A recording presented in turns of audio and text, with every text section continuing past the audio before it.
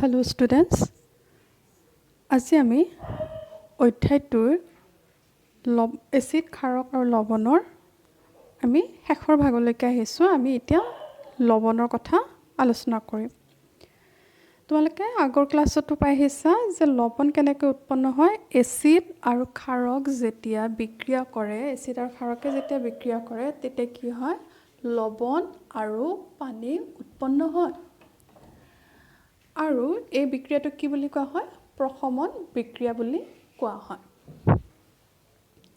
তেওঁলোকক লৱণ বুলি ক'লে কি হয়, সাধাৰণতে আমাৰ কিহৰ কথা মনত পৰে, খোৱা নিমখলৈকে মনত পৰা হয়নে। খোৱা নিমখৰ সংকেতটো কি হয়, NaCl, ছ'ডিয়াম ক্লৰাইড হয়নে।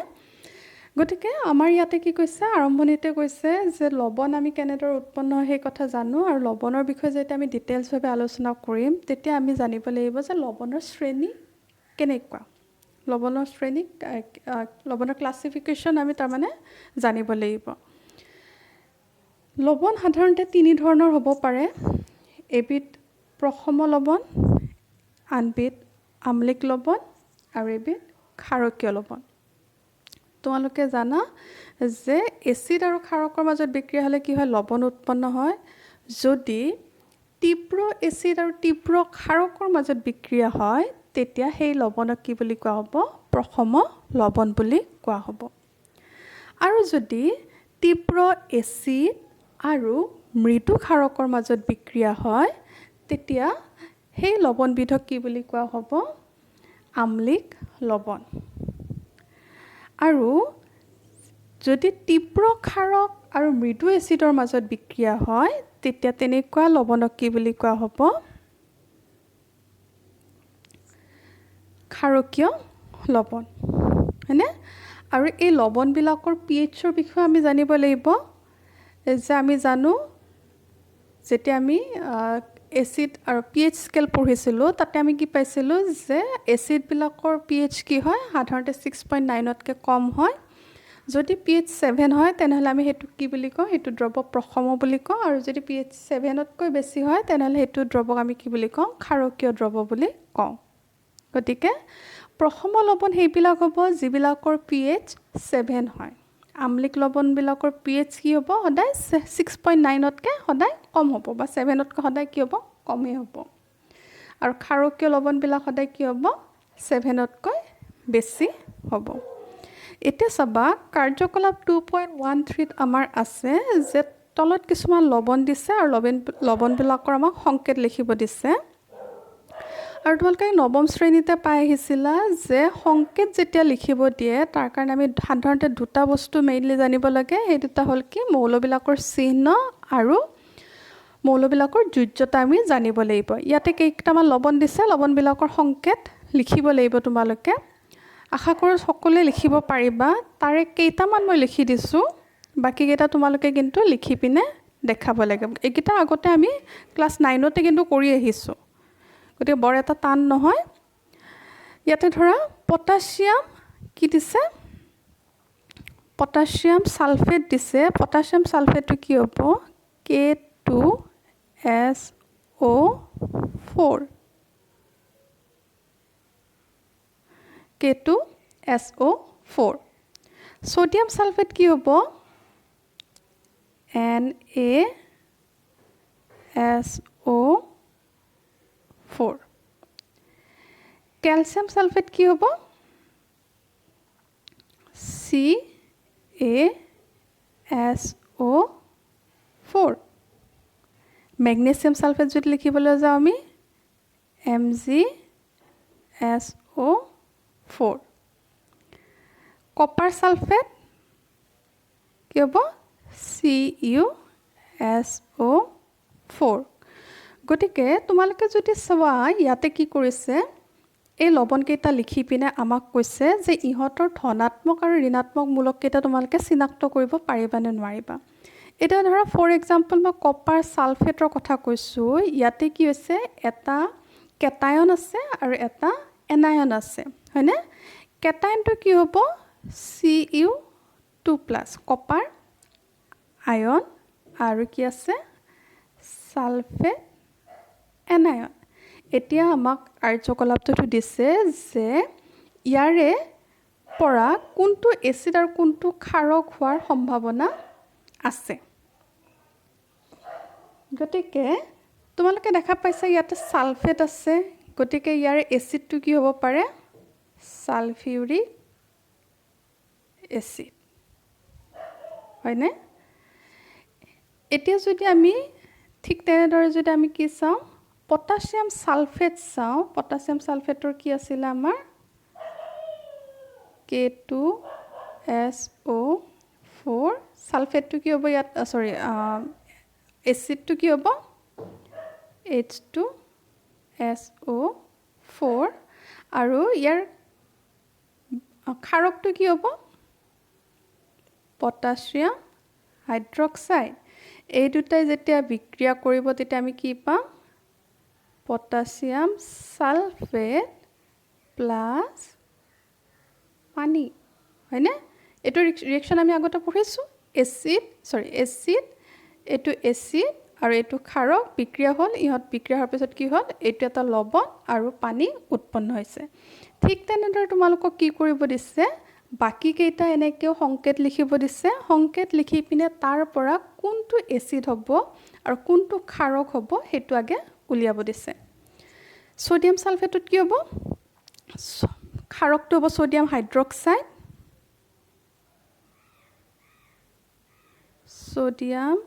হাইড্ৰক্সাইড আৰু সালফিউৰিক এচিডে যেতিয়া কি কৰিব বিক্ৰিয়া হ'ব তেতিয়া আমি কি পাম Na2SO4 plus water হয়নে গতিকে এটো হল আমাৰ ক্ষাৰক আৰু এটো হল আমাৰ কি হল এচিড ঠিক তেনেদৰে মই আৰু এটা দেখাই দিছো তোমালোকক পিছফালৰ পৰা ধৰা সোডিয়াম নাইট্ৰেটটোত কি হ'ব সংকেতটো হ'ব সোডিয়াম নাইট্ৰেটৰ NaNO3 হয়নে গতিকে এই লৱণটো আমি কেনেকৈ পাম এই লৱণটো পাম যে ইফালে কি আছে নাইট্ৰেট আছে তাৰ মানে এচিডটো কি হ'ব নাইট্ৰিক এচিড আৰু ক্ষাৰকটো কি হ'ব ইয়াতে সোডিয়াম হাইড্ৰক্সাইড গতিকে কি হ'ব এইটো আৰু এইটো লগ লাগি আমি কি পাম NaNO3 প্লাস পানী গতিকে তোমালোকক কি কৰিব দিছে এনেকে গুটেখিনি লিখিব দিছে হয়নে তাৰ পিছত এইখিনি দিছিল ওপৰৰ লৱণটোৰ পৰা পাব পৰা এচিড আৰু ক্ষাৰকবোৰ চিনাক্ত কৰা গতিকে আমি এনেকে এচিড আৰু ক্ষাৰকবিলাক আমি চিনাক্ত কৰিম আৰু তাৰ পিছত কৈছে যে একে ধনাত্মক বা ঋণাত্মক মূলক থকা লৱণবোৰক একোটা শ্ৰেণীৰ অন্তৰ্গত বুলি কোৱা হয় যেনেকে আগতে চাবা ইয়াতে কি আছে potassium sulphate sodium sulphate calcium sulphate magnesium sulphate copper sulphate গোটেইবিলাক কি হ'ব আমি লিখিম ওপৰত আমি এনেকে লিখিব পাৰো যে সালফেট লৱণ এনেকে হেডিং দিলা তোমালোকে দি পিনে এবাৰ কি লিখিব পাৰা পটাছিয়াম সালফেটটো কি হ'ব এটো সালফেট লৱণ হ'ব 2 নম্বৰ সালফেট লৱণ কোনটো হ'ব আমাৰ Na2SO4 কপাৰ সালফেট হ'ব গতিকে আমি কি কৰিব পাৰো এনেকে যিমান কেটা সালফেট লৱণ আছে সালফেট লৱণ আমি কি কৰিব পাৰো সালফেট লৱণৰ ভিতৰত পটাছিয়াম সালফেট আহিব সোডিয়াম সালফেট আহিব calcium sulphate magnesium sulphate copper sulphate হয়নে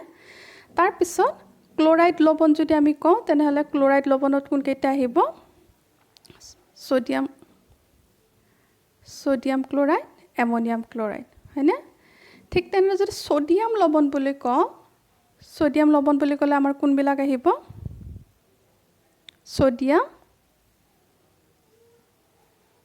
sodium sulphate sodium chloride sodium nitrate sodium carbonate গতিকে আমি কি কৰিব পাৰো একেটা মূলক থকা বিলাকক আমি একেটা শ্ৰেণীৰ অন্তৰ্ভুক্ত বুলি আমি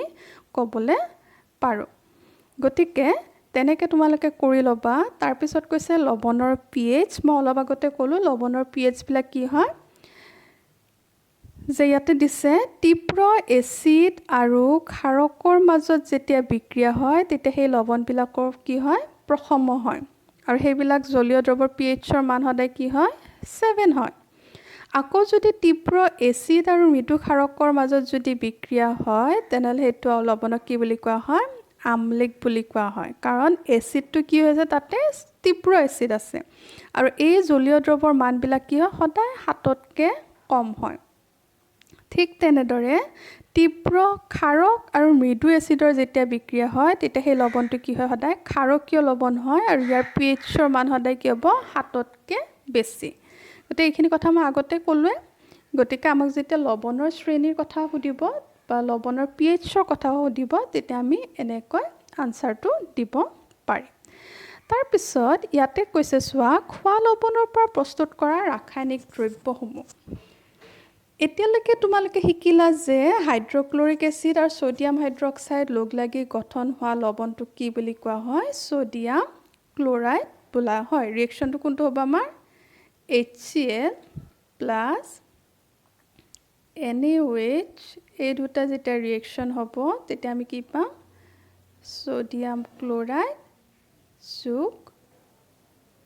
পানী হয়নে আমি খোৱা লৱণটোৰ বিক্ৰিয়া এইটো তাৰ পিছত কৈছে যে এইটোৱে হ'ল আমাৰ খোৱা লৱণ আৰু ওপৰৰ কাৰ্যকলাপটোৰ পৰা আমি এইটো গম পালো যে এইটো কি হয় প্ৰসম লৱণ কাৰণটো কি কাৰণটো হ'ল HCl কি হয় ষ্ট্ৰং এচিড হয় তীব্ৰ এচিড আৰু সোডিয়াম হাইড্ৰক্সাইড যিটো আমি লৈছিলো সেইটো কি হয় তীব্ৰ ক্ষাৰক গতিকে তাৰ পৰা যিটো লৱণ ওলাব সেইটো সদায় কি হ'ব প্ৰসম লৱণ হ'ব এটা কৈছে সাগৰৰ পানীত বহুতো লৱণ দ্ৰৱীভূত হৈ থাকে এই লৱণবোৰৰ পৰা সোডিয়াম ক্লোৰাইড বিলাক পৃথক কৰা হয় আমি সকলোৱে জানো আমি লৱণ আমি যে খোৱা লৱণবিলাক পাওঁ খাওঁ সেইবিলাক লৱণ ক'ৰ পৰা আহে যে সাগৰৰ পানীত যেতিয়া পানীবিলাক বাষ্প হৈ যায় বাষ্প হোৱাৰ পিছত তাৰ পৰা কি কৰিব পাৰি লৱণ আহৰণ কৰিব পাৰি ইয়াতে তোমালোকৰ এটা ছবি দিছে হয়নে ছবিটোত কি দিছে মহাত্মা গান্ধীৰ দাণ্ডি যাত্ৰাৰ কথা কৈছে যে আমাৰ স্বাধীনতা আন্দোলনতো কি হৈছে এই খোৱা লৱণ বা সোডিয়াম ক্লোৰাইডটোৱে কি হৈছিলে এটা গুৰুত্বপূৰ্ণ প্ৰতীক হিচাপে গণ্য কৰা হৈছিলে গুৰুত্বপূৰ্ণ প্ৰতীক আছিলে কেনেকে তোমালোকে জানা যে স্বাধীনতা সংগ্ৰামৰ আৰম্ভণিতে কি কৰা হোৱা নাছিলে আমাৰ সকলোবিলাক মানুহে কি কৰা সকলো ধৰণৰ শ্ৰেণী কি কৰা নাছিলে তাতে যোগদান কৰা নাছিলে পাৰ্টিচিপেশ্যন সকলো শ্ৰেণীৰ নাছিলে তোমালোকে সমাজ বিজ্ঞানত এইখিনি কথা পাইছা যে কি হৈছিলে কিছুমান মানুহে প্ৰথমতে চিপাহী বিদ্ৰোহটো কি হৈছিল অকল সৈন্যবিলাকেহে কি কৰিছিলে ইংৰাজৰ বিৰুদ্ধে থিয় হৈছিলে হয়নে সাধাৰণ শ্ৰেণীৰ লোক তাতে কি কৰা নাছিলে যোগদান কৰা নাছিলে কিন্তু যেতিয়া মহাত্মা গান্ধী এই দাণ্ডি যাত্ৰা আৰম্ভ কৰে তেতিয়াৰ পৰাই কি হ'ল স্বাধীনতা সংগ্ৰামত কি হ'ল সকলো শ্ৰেণীৰ লোকে কি হ'ল তাতে যোগদান দিলে যেটা তোমালোকে জানিব লাগে যে দাণ্ডি যাত্ৰানো কি আছিলে ইংৰাজসকলে যেতিয়া আমি খোৱা লৱণৰ ওপৰতো কৰ প্ৰয়োগ কৰিলে তেতিয়া কি হ'ল ঘৰৰ তিৰোতা মাইকী মানুহো কি হ'ল এই আন্দোলনত জপিয়াই পৰিলে যে আমি খোৱা লৱণ যিটো সকলোৰে আমাৰ অধিকাৰ হয় তাতো কি হৈছে এনেওতো শস্যবিলাকৰ ওপৰত কৰ প্ৰয়োগ কৰিছিলে ইংৰাজে কিন্তু যেতিয়া খোৱা লৱণটোতো যেতিয়া কৰ প্ৰয়োগ কৰিলে তেতিয়া সকলোবিলাকে কি কৰিলে যে আমি এনেকে থাকিলে নহ'ব ইংৰাজৰ বিৰুদ্ধে যুদ্ধত কি কৰিব লাগিব সকলোৱে নামিব লাগিব আৰু দাণ্ডি যাত্ৰাও কি হৈছিলে তেনেকে সাগৰৰ পৰা এমুঠি লৱণ লৈ পিনে তেওঁ কি কৰিছিলে কেইজনমান মানুহক লৈ পিনে তেওঁ যাত্ৰা আৰম্ভ কৰিছিলে আৰু সেই যাত্ৰাৰ পৰাই কি হৈছে আমাৰ স্বাধীনতা আন্দোলন কি হৈছে তীব্ৰ জোৰত ষ্টাৰ্ট হৈছিলে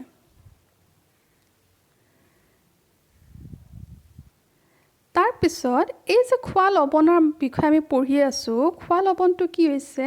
খোৱা লৱণটো বিভিন্ন ৰাসায়নিক দ্ৰব্যবিলাকৰ এবিধ কেঁচা সামগ্ৰী হয় গতিকে এই খোৱা লৱণটো আমি ভালদৰে জানিব লাগে যে খোৱা লৱণৰ পৰা আৰু কি ধৰণৰ ৰাসায়নিক দ্ৰব্য প্ৰিপেয়াৰ কৰিব পৰা যায় আৰু তাৰে ভিতৰত তোমালোকৰ কিতাপত কেইটামান ৰাসায়নিক দ্ৰব্যৰ প্ৰস্তুতকৰণৰ বিষয়ে দিছে সেইকেইটা হৈছে সোডিয়াম হাইড্ৰক্সাইড বেকিং সোডা কাপোৰ ধোৱা সোডা ব্লিচিং পাউডাৰ এনেকুৱা ধৰণৰ কিছুমান সামগ্ৰী যেতিয়া প্ৰস্তুত কৰা হয় তেতিয়া তাতে কি লাগে খোৱা লৱণটো লাগে এতিয়া প্ৰথমটো আমাৰ আলোচনা কৰা হ'ব সোডিয়াম হাইড্ৰক্সাইড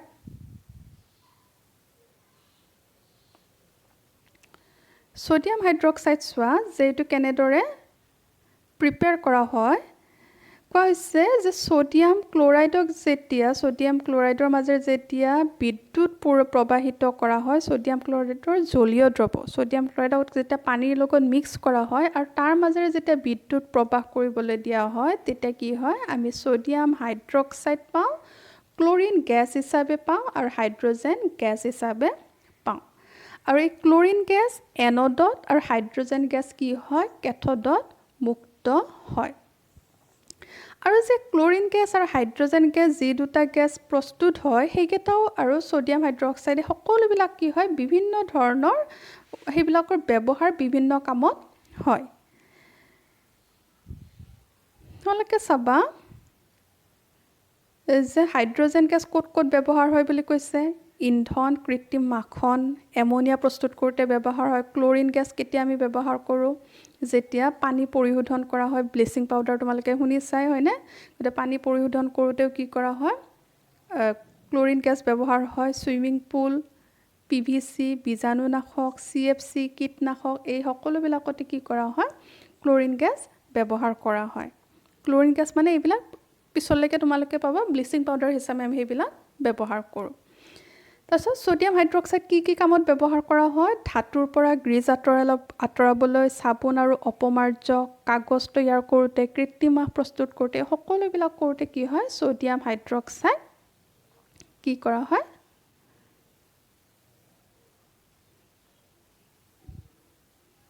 সোডিয়াম হাইড্ৰক্সাইড ব্যৱহাৰ কৰা হয় এতিয়া আমি নেক্সট যেটো দ্ৰব্য পঢ়িম হেতু পঢ়িম ব্লিচিং পাউডাৰ যেতিয়া আমি পঢ়িম তাৰ কাৰণে ব্লিচিং পাউডাৰ ফাৰ্ষ্টতে আমি জানিব লাগিব ব্লিচিং পাউডাৰ প্ৰস্তুত কেনেকৈ হয় ব্লিচিং পাউডাৰ প্ৰস্তুত হওঁতে কি লাগিব আমাক শিথিলিত চূনৰ মাজেৰে যেতিয়া এই যে ক্লোৰিন গেছটো প্ৰস্তুত হৈছিল তেনেকুৱা ধৰণৰ ক্লোৰিন গেছ যদি যাবলৈ দিয়া হয় তেতিয়া আমি এবিধ যৌগ পাওঁ আৰু পানী উৎপন্ন হয় আৰু এই যৌগবিধৰ নাম কি হ'ল ব্লিচিং পাউডাৰ তোমালোকক প্ৰশ্নত সোধে যে ব্লিচিং পাউডাৰৰ ৰাসায়নিক সংকেত লিখা তেতিয়া তোমালোকে কি লিখিব লাগিব CaOCl2 এইটো হ'ল ব্লিচিং পাউডাৰৰ ৰাসায়নিক সংকেত এতিয়া কৈছে যে ব্লিচিং পাউডাৰ ক'ত আমাৰ ব্যৱহাৰ কৰা হয় সো ব্লিচিং পাউডাৰ সাধাৰণতে ব্লিচ কৰিবলৈ ব্যৱহাৰ কৰা হয় ব্লিচ মানে অসমীয়াত যদি আমি ক'বলৈ যাওঁ বিৰঞ্জিত কালাৰলেছ কৰিবৰ কাৰণে কি কৰা হয় ব্লিচিং পাউডাৰ ব্যৱহাৰ কৰা হয়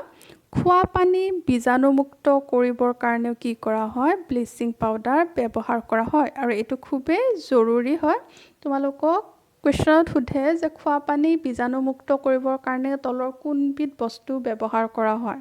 তাতে তোমালোকৰ ব্লিচিং পাউডাৰ থাকিব বেকিং সোডাও থাকিব কাপোৰ ধোৱা সোডাও থাকিব গতিকে হেতুৰ কাৰণে আমি কাৰেক্টলি জানিব লাগিব যে কোনটো ব্যৱহাৰ কৰা হয় তাৰ পিছত আহিলে বেকিং সোডা আমি ঘৰত সকলোৱে ব্যৱহাৰ কৰোঁ হয়নে আমি পকৰি বনাওঁতে কেক বনাওঁতে কি কৰা হয় এই যে খোৱা সোডাটো যে দিওঁ হেতুকে কি বুলি কোৱা হয় বেকিং সোডা বুলি কোৱা হয় বেকিং সোডাৰ ৰাসায়নিক নামটো হ'ল সোডিয়াম হাইড্ৰজেন কাৰ্বনেট গতিকে ৰাসায়নিক সংকেত যদি সোধে তেনেহ'লে কি হ'ব লাগিব NaHCO3 ইয়াক কেনেকৈ প্ৰস্তুত কৰা হয় ইয়াক প্ৰস্তুত কৰা হয় যে খোৱা লৱণ তাক যদি পানী কাৰ্বন ডাই অক্সাইড আৰু এমোনিয়াৰ লগত একেলগে বিক্ৰিয়া কৰিব দিয়া হয় তেতিয়া আমি দুটা প্ৰডাক্ট হিচাপে পাওঁ এটা পাওঁ এমোনিয়াম ক্লোৰাইড আৰু এটা পাওঁ সোডিয়াম হাইড্ৰজেন কাৰ্বনেট গতিকে কৈছে তোমালোকক যদি সোধে বেকিং সোডা কেনেকৈ প্ৰস্তুত কৰা হয় তোমালোকে এই ৰিয়েকশ্যনটো লিখিব লাগিব এইটো ৰিয়েকশ্যন তোমালোকে লিখিব লাগিব লিখাৰ পিছত কৈছে যে এই ক্ষাৰকটো ক্ষয়কাৰী নহয় কাৰণ যেতিয়া ৰন্ধা বঢ়া কৰোঁতে তাক যেতিয়া তাপ দিয়া হয় তেতিয়া আকৌ তলত দিয়া বিক্ৰিয়াটো ঘটে। কোনটো বিক্ৰিয়া ঘটে বুলি কৈছে যে ছ'ডিয়াম হাইড্ৰজেন কাৰ্বনেটক যেতিয়া হিট গৰম কৰা হয় তেতিয়া সি কিহলৈকে ভাঙি যায়? ছ'ডিয়াম কাৰ্বনেট, পানী আৰু কাৰ্বন ডাই অক্সাইড গেছলৈকে ই কি হয়? ভাঙি যায়। এতিয়া ছ'ডিয়াম হাইড্ৰজেন কাৰ্বনেটৰ ব্যৱহাৰ সুধিলে আমি সকলোৱে জানো যে বেকিং ছ'ডা কি হয়? এডিবল কিছুমান এচিডৰ মিশ্ৰণ হয়। বেকিং পাউডাৰক যেতিয়া গৰম কৰা হয় তেতিয়া কি হয়? তোমালোকে কেকবিলাক বা পকৰিবিলাক যে ফুলি উঠে সেইটো কিহৰ কাৰণে হয়? যে ছ'ডিয়াম হাইড্ৰজেন কাৰ্বনেটে যেতিয়া যিকোনো এচিডৰ লগ লগাৰ লগে তাতে কি হয়? এই কাৰ্বন ডাই অক্সাইড গেছটো প্ৰস্তুত কৰে। আৰু এই কাৰ্বন ডাই অক্সাইড গেছৰ কাৰণে কি হয়?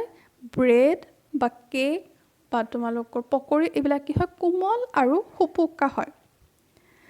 তাৰপিছত ছ'ডিয়াম হাইড্ৰজেন কাৰ্বনেটৰ আন এটা ব্যৱহাৰ হ'ল সি অম্লনাশক হিচাপে ব্যৱহাৰ কৰে। আমাৰ যেতিয়া খুব বেছি এচিডিটি হয় তেতিয়া ঘৰত যদি একো মেডিচিন নাথাকে তেনেহ'লে আমি অকণমান খোৱা ছ'ডা যদি খাই দিওঁ তেনেহ'লেও কি হ'ব? আমাৰ এই এচিডিটিটো নোহোৱা হৈ যায়। এচিডিটি মানে কি হয়? যে অতিৰিক্ত যেতিয়া অম্ল আমাৰ পেটত উৎপন্ন হয় তেতিয়া সেইখিনি নাশ কৰিবৰ কাৰণে আমি কি খাব লাগিব? খাৰ খাব লাগিব, হয়নে? তাৰপিছত আৰু এটা যিটো তোমালোকৰ কুৱেশ্যনত আহে যে ছ'ডা এচিড অগ্নি নিৰ্বাপন যন্ত্ৰত ব্যৱহাৰ কৰা হয়। এইটো চবতছে ইম্পৰ্টেণ্ট হয় যে কি গেছ বা কি দ্ৰব্য অগ্নি নিৰ্বাপন যন্ত্ৰত ব্যৱহাৰ কৰা হয়। তোমালোকক ক'লোঁ ব্লিচিং পাউডাৰ কি হয়? খোৱা পানী বীজাণুমুক্ত কৰিবৰ কাৰণে ব্যৱহাৰ হয়। বেকিং ছ'ডা তোমালোকৰ অগ্নি নিৰ্বাপন যন্ত্ৰত ব্যৱহাৰ কৰা হয়। তাৰপিছত আহিলে আমাৰ কাপোৰ ধোৱা ছ'ডা। কাপোৰ ধোৱা ছ'ডাৰ কি হ'ব? ৰাসায়নিক দ্ৰব্যটো হ'ল ছ'ডিয়াম কাৰ্বনেট, তাৰ লগত 10টা পানীৰ অণু। গতিকে তোমালোকক কাপোৰ ধোৱা ছ'ডাৰ যদি ৰাসায়নিক সংকেত সোধে তেনেহ'লে আমি কি লিখিব লাগিব? 10টা পানীৰ অণু কিন্তু লগত লিখিব লাগিব। কৈছে বেকিং ছ'ডা যেতিয়া উত্তপ্ত কৰা হয় তেতিয়া আমি ছ'ডিয়াম কাৰ্বনেট পাওঁ আৰু ছ'ডিয়াম কাৰ্বনেটৰ পুনৰ স্ফটিকীকৰণ ঘটালে কাপোৰ ধোৱা ছ'ডা পোৱা যায়। ক'লে যে যিটো আমি কি হ'ল? এই বেকিং ছ'ডাটো গৰম কৰিলে কি হয়? ছ'ডিয়াম কাৰ্বনেট উৎপন্ন হয়। আকৌ এই ছ'ডিয়াম কাৰ্বনেটক যেতিয়া আকৌ ক্ৰিষ্টেল ফৰ্মত আনিব দিয়া হয়, ছ'ডিয়াম কাৰ্বনেট যেতিয়া হ'ব তেতিয়া কি হ'ব? অণুবিলাক ভাঙি যায়। পানীৰ অণুবিলাক যেতিয়া ভাঙি যায়। এই ছ'ডিয়াম কাৰ্বনেটক যেতিয়া আকৌ কি হয়? পানীৰ লগত বিক্ৰিয়া কৰিব দিয়া হয় তেতিয়া কি হ'ব? সি আকৌ ক্ৰিষ্টেল ফৰ্মত স্ফটিকীকৰণ ফৰ্মত কি হ'ব? আকৌ গঠন হ'ব আৰু সেইটোকে কি বুলি কোৱা হয়? কাপোৰ ধোৱা ছ'ডা বুলি কোৱা হয় আৰু এইটো এটা ক্ষাৰকীয় লৱণ। গতিকে তোমালোকে এক্সাম্পলবিলাক আমি যে কৈছিলোঁ আম্লিক লৱণ, ক্ষাৰকীয় লৱণ, প্ৰশম লৱণ, গতিকে এক্সাম্পলবিলাকো কিন্তু লগে লগে আমি পাই গৈছোঁ। তাৰপিছত কাপোৰ ধোৱা ছ'ডা এতিয়া আমি ক'ত ক'ত ব্যৱহাৰ কৰা হয়? কাপোৰ ধোৱা ছ'ডা সাধাৰণতে কাঁচ, চাবোন আৰু কাগজ উদ্যোগত ব্যৱহাৰ কৰা হয়। বৰাক্সৰ দৰে যৌগ উৎপাদন কৰোঁতেও ইয়াক ব্যৱহাৰ কৰা হয়। ছ'ডিয়াম কাৰ্বনেট ঘৰুৱা চাফাই কামতো ব্যৱহাৰ কৰা হয়। আৰু তোমালোকৰ আহিব লগা কুৱেশ্যনটো কি হয়? যে পানীৰ স্থায়ী কঠিনতা দূৰ কৰিবৰ কাৰণে কি দ্ৰব্য ব্যৱহাৰ কৰা হয়? তেতিয়া আমি লিখিব লাগিব কাপোৰ ধোৱা ছ'ডা। গতিকে আমি কি পালোঁ? যে ব্লিচিং পাউডাৰ ক'ত ব্যৱহাৰ কৰা হয়? ব্লিচিং পাউডাৰ ব্যৱহাৰ কৰা হয় পানী বীজাণুমুক্ত কৰিবলৈ। বেকিং ছ'ডা ক'ত ব্যৱহাৰ কৰা হয়? অগ্নি নিৰ্বাপন যন্ত্ৰত ব্যৱহাৰ কৰা হয়। কাপোৰ ধোৱা ছ'ডা ক'ত ব্যৱহাৰ কৰা হয়? যে পানীৰ স্থায়ী কঠিনতা, পানীৰ কঠিনতাটো দূৰ কৰিবৰ কাৰণে আমি কাপোৰ ধোৱা ছ'ডা ব্যৱহাৰ কৰোঁ। এতিয়া নেক্সট টপিকটো হ'ল লৱণৰ স্ফটিকবোৰ প্ৰকৃততে শুকান হয়নে নহয়? ইয়াৰ কাৰণে এটা কাৰ্যকলাপ দিছে যে কপাৰ ছালফেটৰ দ্ৰৱ অলপমান লৈ পিনে কি কৰিব দিছে গৰম কৰিব দিছে তেতিয়া আমি কি দেখা পাম যে কপাৰ সালফেটৰ ৰংটো কি হৈছে কপাৰ সালফেটৰ ৰংটো সাধাৰণতে কি হয় আমাৰ যে সাৰ্ফ এক্সেলৰ যেনেকুৱা কালাৰ লাইট ব্লু ঠিক তেনে কপাৰ সালফেটৰ কালাৰটো অকণমান ব্লুইশ কালাৰ হয় যেতিয়া তাক গৰম কৰা হ'ব টেষ্ট টিউবত এনেকৈ গৰম কৰোঁতে আমি দেখা পাম যে ওপৰত পানীৰ টোপাল কিছুমান কি হৈছে দেখা পাইছোঁ সো উতলন নলীত তোমালোকে পানীৰ টোপাল উত্তপ্ত কৰাৰ পাছত পোৱা কপাৰ সালফেটৰ নমুনাটোৰ ওপৰত 2-3 টোপাল পানী যোগ কৰা তেতিয়া আমি দেখা পাম যে সালফেটৰ নীলা ৰংটো ঘূৰি আহিছে তাৰমানে ইয়াতে কি কৈছিলে কপাৰ সালফেটৰ ৰংটো যেতিয়া গৰম কৰিম ব্লু কালাৰটো কি হ'ব লাহে লাহে নোহোৱা হৈ যাব আৰু পানীৰ ড্ৰপখিনি আমি কি পাম টেষ্ট টিউবটোৰ কিনাৰত আমি পাম আৰু যদি অকণমান পানীৰ ড্ৰপ আমি আকৌ কপাৰ সালফেটত বগা যেটো নীলা কালাৰ নোহোৱা হৈ গৈছিল তাতে যদি অকণমান পানী ঢালি দিওঁ তেতিয়া আকৌ আমি কি দেখা পাম কপাৰ সালফেটৰ নীলা ৰংটো ঘূৰি অহা দেখা পাম তাৰমানে কি কৈছে কপাৰ সালফেটৰ স্ফটিকবোৰ দেখাত শুকান যদিও তাত কি আছে পানীৰ অণুবিলাক কি হয় আছে যেতিয়া আমি তাপ দিওঁ এই পানীখিনি আঁতৰি পৰে আৰু লৱণটো বৰণহীন হৈ পৰে আকৌ যেতিয়া পানীৰে তিয়াই দিয়া হয় তেতিয়া আকৌ আমাৰ কপাৰ সালফেটৰ নীলা ৰংটো আমি দেখিবলৈ পাওঁ স্ফটিকাবদ্ধ জল হ'ল লৱণ এটাৰ সংকেত এককত থকা নিৰ্দিষ্ট সংখ্যক পানীৰ অণু কপাৰ সালফেটৰ এটা সংকেত এককত 5টা পানীৰ অণু থাকে গতিকে জলযুক্ত কপাৰ সালফেটৰ ৰাসায়নিক সংকেত হ'ল কপাৰ সালফেট লগতে কি আমি লিখিব লাগিব 5টা 5H2O তাৰ পিছত আমাক কি কৈছে সোডিয়াম কাৰ্বনেট 10টা পানীৰ অণু কাপোৰ ধোৱা সোডা যেটো আছে হেতুটো কি হয় কাপোৰ ধোৱা সোডাটো কি আছে 10টা পানীৰ অণু স্ফটিক হৈ পিনে আছে তাৰ পিছত আৰু এটা আমি পাম জিপসাম এনেকৈ পানীৰ অণু থকা আৰু এটা লৱণ আমি পাম জিপসামৰ সংকেতটো কি বুলি কৈছে কেলছিয়াম সালফেটৰ লগত কি হ'ব দুটা পানীৰ অণু থাকিব তাৰ পিছত নেক্সট টপিকটো আমাৰ হ'ব প্লাষ্টাৰ অফ পেৰিছ কি হৈছে যে এটো সুধে তোমালোকৰ প্লাষ্টাৰ অফ পেৰিছ কেনেকৈ প্ৰস্তুত কৰা হয় ইয়াৰ ব্যৱহাৰ কি ইয়াৰ সংকেত কি তেনেকৈ আহে আমাৰ গতিকে কি হয় প্লাষ্টাৰ অফ পেৰিছ কেনেকৈ প্ৰস্তুত কৰা হয় যে জিপসামক 373 কেলভিন উষ্ণতাত যেতিয়া গৰম কৰা হয় তেতিয়া ই পানীৰ অণুকেইটা হেৰাই পিনে কি হ'ব কেলছিয়াম সালফেট হেমিহাইড্ৰেটত পৰিণত হয় আৰু ইয়াক প্লাষ্টাৰ অফ পেৰিছ বোলা হয় গতিকে প্লাষ্টাৰ অফ পেৰিছৰ সংকেত বুলি ক'লে আমি কি লিখিব লাগিব কেলছিয়াম সালফেট ইনটু হাফ পানীৰ অণু জিপসাম কি আছিল আমাৰ কেলছিয়াম সালফেট দুটা পানীৰ অণু যেতিয়া ইয়াক হিট কৰা হয় তাপ দিয়া হয় তেতিয়া ই কি হ'ব এই দুটা পানীৰ অণু কি হ'ব হাফ পানীৰ অণুলৈকে কি হয় ভাঙি যায় এতিয়া প্ৰশ্নটো হ'ল যে পানীৰ অণু বাৰু হাফ হ'ব পাৰে নেকি হয়নে এতিয়া প্লাষ্টাৰ অফ পেৰিছটো আগে চাই লওঁ আমি যে প্লাষ্টাৰ অফ পেৰিছৰ ব্যৱহাৰ কি হয় প্লাষ্টাৰ অফ পেৰিছ যে হাড় ভাঙিলে কি কৰে আমাক যে হাতবিলাকত বা ভৰি য'তে ভাঙে হাড়বিলাক ভাঙিলে কি হয় পেৰিছ প্লাষ্টাৰ কৰি দিয়া হয় ডক্টৰবিলাকে হয়নে গতিকে প্লাষ্টাৰ অফ পেৰিছৰ কাম হ'ল যে ভগা হাড় জোৰা লগাবৰ কাৰণে ইয়াক ব্যৱহাৰ কৰা হয় ই বগা পাউডাৰ হয় আৰু যদি ইয়াক পানীৰলৈকে মিহলোৱা হয় তেনেহ'লে কি হ'ব ই আকৌ জিপসামলৈকে কি কৰিব জিপসামলৈকে পৰিৱৰ্তন হ'ব সেইকাৰণে সদায় প্লাষ্টাৰ অফ পেৰিছটো কি হয় সদায় ভালদৰে যাতে পানী নলগোৱা তেনেকুৱা টান হেৰিত কি কৰা হয়